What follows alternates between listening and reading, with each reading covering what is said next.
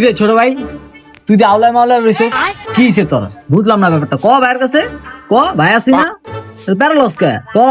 আরে ভাই আর করো না ভাই, দেখছো টেনশনে পুরো চেহারাটা হুগায় গেছে।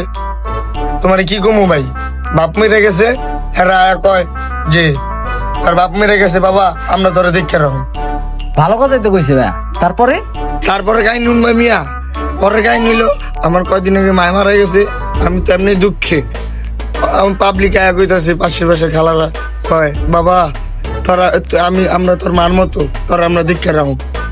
রে আচ্ছা, তারপরে যে পরে ভাই এই পোড়া সংসারের ভিতরে আমার একটা বউই আসিল, ওই বউটাও গেল মইরা।